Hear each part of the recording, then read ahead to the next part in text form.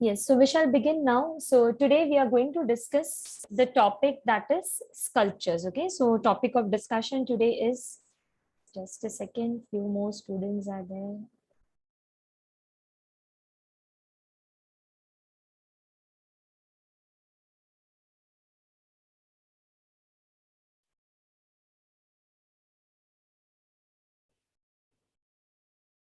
Yes. So today we are going to begin with the topic that is sculptures. So what do you mean by sculptures? So first we'll be understanding the meaning of sculptures, the types of sculptures that existed in India, and we are going to trace the evolution of sculptures in India. Today, mainly, we are going to focus on ancient India sculptures. In the successive sessions, we will be understanding the sculptures of the early medieval and the medieval period also. So first of all, what do you mean by sculptures? So sculptures is nothing but the art of making figurines. It's the art of making objects like statues, idols. Now there are different forms of sculptures. When we see the ancient India, we find the different forms of sculptures. The very first form is the 3D form. 3D, that is the three-dimensional sculpture, which can be viewed from all the directions. The second form of sculptures are the reliefs. Now, what is the difference between the 3D sculpture and the relief? So 3D is an independent statue or an independent idol, independent object.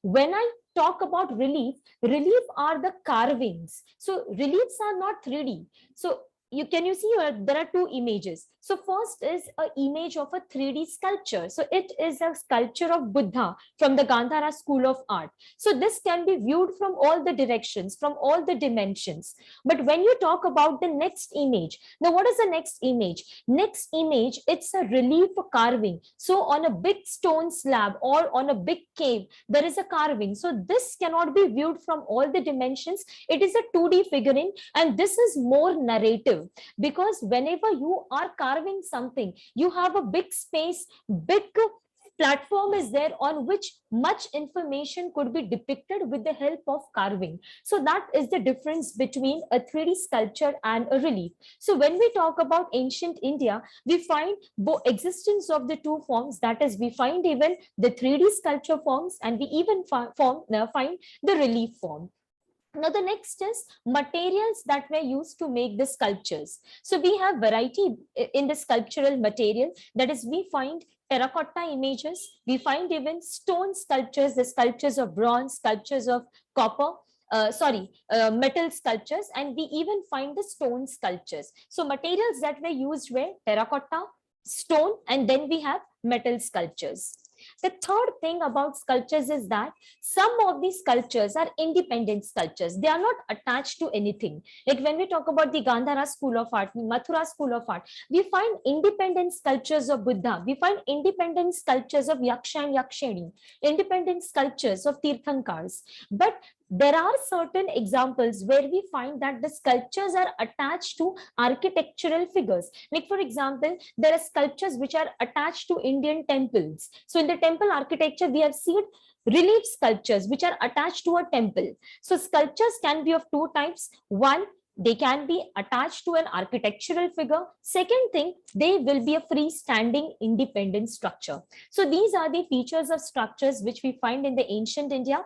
First of all, 3D is there, reliefs are also there. Materials, we find terracotta, stone, and metal sculptures, and few sculptures are independent figures and few are attached to architecture. Okay, now coming to the phases of evolution of sculptures. So first of all, we are going to begin our journey with the very first phase, and that is Indus Valley civilization. Now, what are the characteristic features of these sculptures in the Indus Valley civilization? What type of sculptures we find in IVC? So first of all, we find all the three forms of sculptures. We find terracotta sculptures, we find stone one, and we even find metal one. IVC being a Bronze Age civilization. So in the metal sculptures, majority of the sculptures are bronze sculptures. Second is, we find that these sculptures, they are independent. They are not attached to any architecture. Okay, so these sculptures of the IVC period, they are not attached to any architectural building and all. They are completely independent figures. Third thing, we find that both the variety is seen over here. We find 3D sculptures also, and we even find reliefs. So where do we find reliefs in the IVC? We find the relief, as I mentioned, that these are the 2D carvings. So we find the 2D carvings on the Harappan seals. Okay, so these are the broad features of the IVC sculptures. 3 forms of sculptures are seen. Sculptures are independent, they're not attached to any architectural building. And third thing, we find both the variety, we find 3D sculptures also, and we even find reliefs in the form of seals. Now let us try to understand one by one all the sculptures. So first of all, we are going to begin with Indus Valley civilizations stone statues or stone sculptures. Now among the stone sculptures, we have the 2 masterpieces. So the very first one is bearded man. So if there is a short note on IVC sculptures, you are supposed to throw light on all these different dimensions, and you need to explain at least one figure in detail. Okay, so if you're writing about the stone statues, I have given example of 2, but in exam, taking into consideration the word constraint and all, at least you need to explain one example for each type. So first we'll begin with the bearded man. So bearded man, this stone sculpture, it was found in Mohenjo-daro. This bearded man, it's made up of steatite. So steatite, it's a type of a stone. So that was used in order to make this bearded man. Third thing, now it is the interpretation of the historians that this figure, this person is interpreted as a priest. Okay, so he is interpreted as a priest. There is a shawl which you can see, which is coming from the right arm, under the right arm, and covering the entire left shoulder. So shawl coming from the right arm and covering the entire left shoulder. And on the shawl, you can see that there is a pattern of floral design where you have 3 leaves type में pattern is there. So this pattern of design is called as trefoil pattern. So the shawl is entirely decorated with trefoil pattern. Third thing, if you see the eyes of the bearded man, eyes are elongated, eyes are half closed. So this is suggestive of bearded man being in a meditative posture, meditative concentration posture. Then the nose is well formed and it's a medium sized nose. We even find short mustache, so छोटा सा mustache है, beard is there, and whiskers. Whiskers मतलब ears के below जो hair है, they are called as whiskers. So we even find whiskers, we find beard is there, and we find mustache. If you see his hair, so hair is parted in the middle. So middle partition is being done. And if you see, there is a circular band type structure. So plain woven fillet is passed around the head. So that hairband type structure is there, which is called as plain woven fillet is passed around the head. And if you see the right hand, on the right hand, we find armlet. So armlet is there on the right hand, and around the neck, it is seen that there are some holes are there which suggest of necklace. So this is everything about the bearded man found from the Mohenjo-daro, made up of steatite, and this is interpreted as yogi or a priest, taking into consideration because usually priests are the one who wear such type of a shawl on one shoulder. And next thing, because of his eyes being in a meditative posture, that also highlights the fact that he was a yogi. Coming to the next structure. So the next structure, again, it's a stone structure which is found from Harappa. And this is the major art form which has been found from the Harappa. This torso, male torso, it's made up of red sandstone. So we are seeing the variety in the stones also being used. At Mohenjo-daro, we are seeing steatite. Here we are seeing red sandstone being used. Then there are sockets. There are socket holes in the neck and shoulder for the attachment of the head and arms. So the parts are removable. They could be attached with the help of a joint. Legs are broken, they are not surviving as of now. Shoulders are very well baked and very prominent. And if you see the abdomen region, so abdomen region, the belly part, abdomen part is very nicely made, so very prominently highlighted. So this is considered to be one of the well carved and finished works from the site of Harappa. So these are the 2 examples of the stone sculptures from the IVC, bearded man, and the next one is the male torso. In examination, in mains, you can explain either of them. Okay, तो दोनों में से एक के ऊपर आपको forecast करना है, detail में explain करना है, बाकी का you can just give the names. Now we are moving to metal sculptures. So as I mentioned that IVC was a Bronze Age civilization, so we mainly find bronze sculptures over here. So bronze casting, it was practiced on a very large scale across the different sites. A particular technique was used for the bronze casting. The name of the technique is lost wax technique, which in Latin is called as cire perdu. So you need to remember the name lost wax technique or cire perdu. So what is this technique? So the speciality of this technique is that if this technique is used in order to make sculptures, there are no joints. You get a single piece. बिल्कुल भी किधर भी joints नहीं है, because initially the needed sculpture is made up of wax. तो पहले wax का model is made. On the wax they apply a layer of mud or a layer of clay, and then that is kept to settle down. It is kept to dry. After that, once that clay is hardened or the mud is hardened, so inside that mud you get an impression of the clay. So a hole is made. Via that hole heat is passed. So because of passing of heat, what will happen? Wax will melt. Wax will melt and it will be removed from the hole. But inside that clay, by the time you will get the impression of that entire sculpture. So in that impression, then from that hole, they pour hot molten bronze. So hot molten bronze was poured inside that hole, and then that bronze metal will take the shape of that wax model. So it will take the shape of that wax model, and then it is set to cool for 2 to 3 days.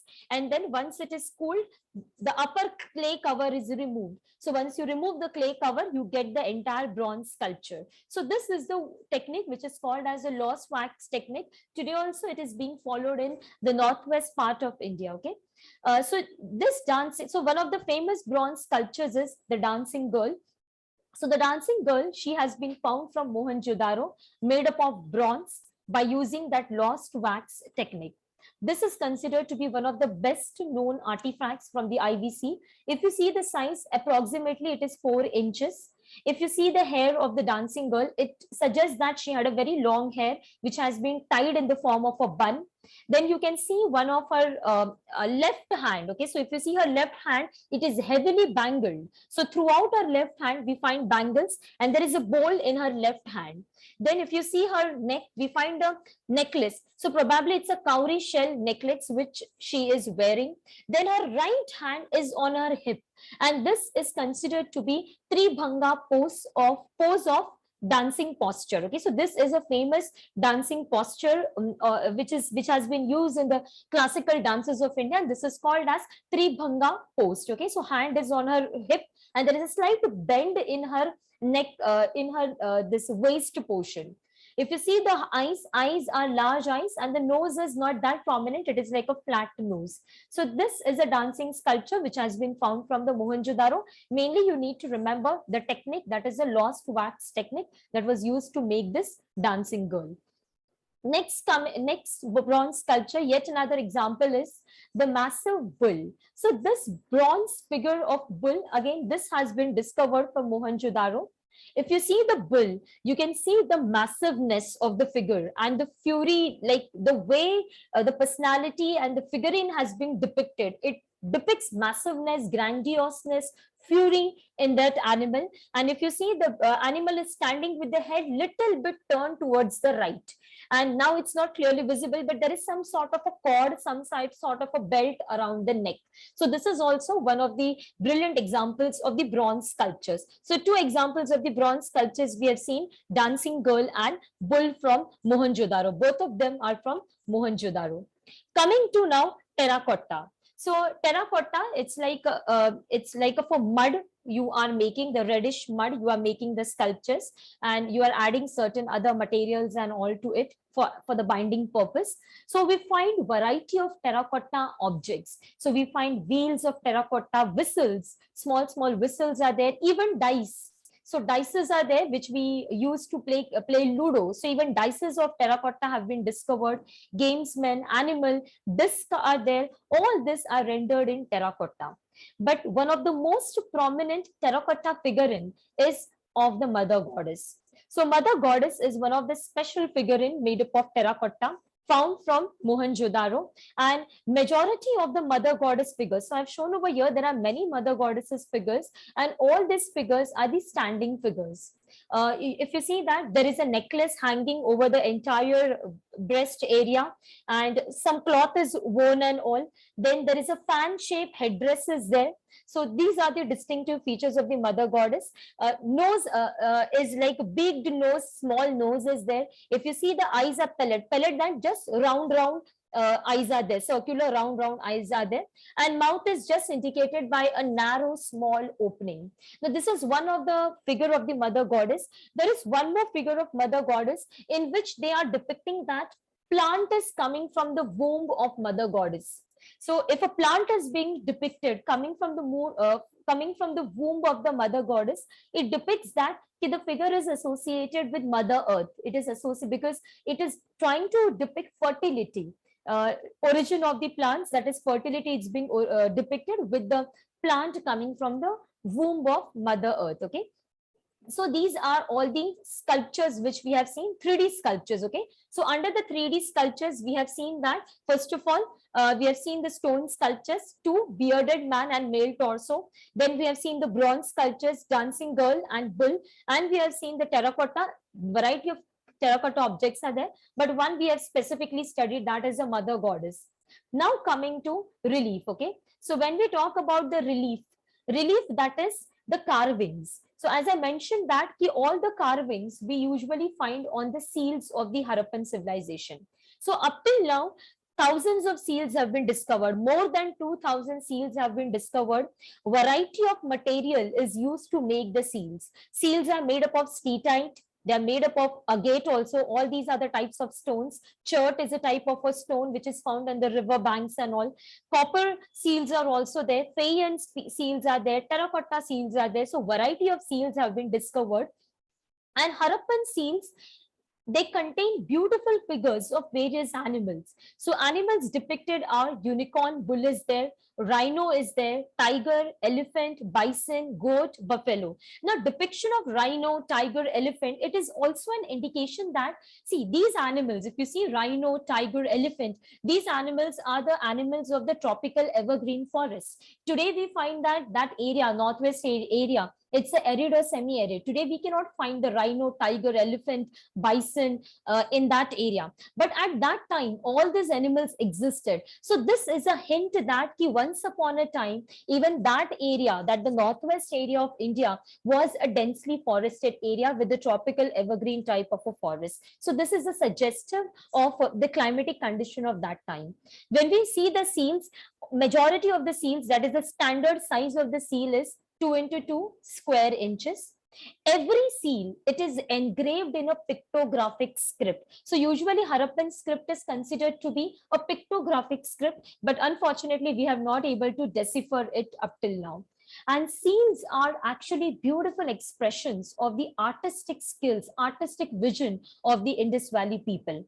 Now, what could have been the use of the seal? So it is a view of the historians that seems that seals were mainly used by the merchants and traders to stamp the good. So if a particular bag is there which contains the food grains and all, they put a layer of a clay, and on that clay they mark an impression of the seal. So wherever the bag goes, the people come to know that it has come from the IVC. And if the seal is not open, it means that the product is not hampered. Okay, it is not opened and all. Now these are the seals. Okay, so more than 2,000 seals have been discovered. Variety of animals. So unicorn has been depicted. Majority of the seals we find the depiction of unicorn, that is a one-horned animal. Mythical belief is there. Then you can see over here Harappan script, which is in the form of a pictographic. Here you can say elephant depiction is there. Now, one of the seal which is extremely important, which showcase the religious belief. So there can be a question in mains, how seals help us to know about the religious beliefs of Harappans. So if this is the question, okay, how seals help us to know about the religious beliefs of Harappans, first you are supposed to give a general description of the seals. So here we have given the general description of the seals that you are supposed to give. Then you are going to address the question, okay, which seals help us to know about the religious beliefs of Harappans. So there are two seals. The first seal, which you can see over here, it's the seal of a deity, three-faced deity. This is called as a seal of Pashupati Mahadev. It has been discovered from Mohenjo-daro. The seal depicts a human figure which is cross-legged, sitting in a crossed leg posture on some throne. And this deity represents three-faced deity. So three-faced deity is there with a horned dress. So on the head, there is a headgear. Headgear is in the form of a horn. So it is called as horned headgear or horned dress. Now the deity is surrounded by many animals. So we find elephant and tiger on the right side of the deity. So elephant and tiger, you can see over here elephant and tiger on the right side of the deity. And on the left side, we will see the animals like we have buffalo and rhino. Buffalo and rhino are on the left side of the deity. Apart from that, at the feet, towards the feet, we find two deers or two antelopes are shown, which are near the feet of the deity, okay, nearby his feet. And it is identified by the historians that this represents earlier form of Lord Shiva. So we all worship Shiva in the different forms. One of the form of Shiva is Pashupati Mahadev. There are temples also. One of the famous temple is in Nepal, Pashupati Mahadev temple. So it is considered to be the precursor of Lord Shiva. So if this is a question, how seals help us to know about the religious belief, you are supposed to explain this particular seal in detail. And any which ways, for sculptures also, this seal is very much important. The second seal which throws light on the religious belief is the seal of unicorn. So as I mentioned that the most common animal which has been depicted on majority of the Harappan seals is a unicorn. It's a mythical animal with one horn, and this depicts that mythical beliefs of Harappan civilization. Okay, so these are all about the sculptures of the Harappan civilization. As I mentioned, you're supposed to demarcate it into two categories. If there is a question for 10 marks or 15 marks, depending upon that, you are going to demarcate it into two categories: 3D figures and seals. Seals will be a part of your 2D or it will be a part of your relief. Then further, you are going to divide the 3D into three parts: terracotta part, bronze part, that is the metal part, and the stone part. Okay, so you are going to divide it into three and you are going to elaborate at least one example of each. You are supposed to elaborate. So here we are ending with the Harappan sculptures. Now after the Harappan sculptures, we see a phase of like where there are no sculptures. So throughout the Vedic period, in the early Vedic period, Aryans just entered into India. They were nomadic people, so we do not find sculptures in the early Vedic period.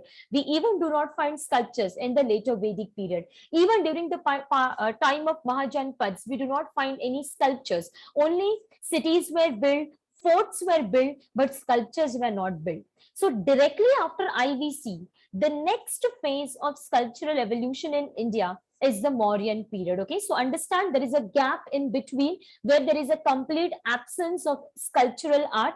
Directly the next phase of the sculptural art is the Mauryan period. Okay, so Mauryan period is considered to be the glorious period of sculptural art. Okay, and so we all know that Ashoka, one of the greatest kings of this dynasty, he started the tradition of erecting pillars. Okay, so these Ashokan pillars, they were usually made up of Chunar sandstone. So Chunar, it's a place from where he got the sandstone. So Chunar sandstone was mainly used in order to make these pillars. And what is the significance of these pillars? So pillars are nothing but the symbol of royalty. They are the symbols of the state, and these pillars, they attained great importance, significance during the Ashoka's rule. And Ashoka is the first Indian king to start the tradition of erecting pillars. Okay, now what was the objective behind erecting these pillars? So first of all, we all know that after the battle of Kalinga, Ashoka embraced Buddhism, and after embracing the path of Buddhism, Ashoka focused on the policy of Dhamma, the ideology of Dhamma. So in the chapters and all, when you'll be studying the Mauryan period, you will be understanding about the ideology of Dhamma. So Dhamma was a moral code of conduct and ethical order designed by Ashoka. And Ashoka wanted that this Dhamma, the ideology of Dhamma, to be disseminated, to be propagated throughout his empire. So the main intention behind erecting these pillars was, on the pillar, he has inscribed the principles of Dhamma. So Dhamma, as I mentioned, these are the ethical values, the moral values. Like few principles were like respect your elders, love your children, follow the path of ahimsa, shun the disapprove or discard the rituals. So these are the principles of Dhamma, and on the different pillars, these principles have been inscribed. Okay. Apart from that, even the royal orders, the court orders are inscribed on the pillars. Okay, so the main objective of the pillar was to disseminate the Dhamma ideology and the four orders, right? Now, which languages have been used in order to write on these inscriptions? So if you consider present day India ka territory, so in the present day India, wherever we find the Ashokan inscriptions, they were written in Prakrit language and Brahmi script. Okay, so remember this Prakrit language and Brahmi script, and also remember the name of the person who deciphered the Brahmi script. This was a previous year prelims question. So James Prinsep was a British historian. James Prinsep, he deciphered Brahmi script, and because of which we are able to understand and read Ashoka's pillar inscriptions. Now, Ashoka's empire even expanded in the northwest, in the Gandhara area and all, Takshila area and all. So in the northwest, the language that was used was Greek or Aramaic language, and in the few parts, Karoshti. So there was a previous year question on Karoshti. How is Karoshti written? So remember that Karoshti is written like the Urdu language. It is written like right to left. So right to left isko likhte. Brahmi is like the normal language, left to right. But please remember, Karoshti is written right to left, just like the Urdu language. Okay. Now let us try to understand about the parts of Mauryan pillars. Okay, so the Mauryan pillars are divided into 5 parts, and there can be a separate question on describe the Ashokan pillars. So in this you have to write all this information. Okay, so the 5 parts of Ashoka's pillars are, the very first one is the prop. Now what do you mean by the prop? Prop means the base. So you can see over here there is a base, the round circular base, and this base is usually buried in the ground. So ये ground में नीचे जाता है to lay a deep foundation. So prop is the base buried in the ground in order to impart strength, support, or to lay the deep foundation inside the ground. This is laid. Second is shaft. So this part, the middle part, the long, plain, smooth part is called as, cylindrical part is called as a shaft. So from the base, from the prop, we find there is a long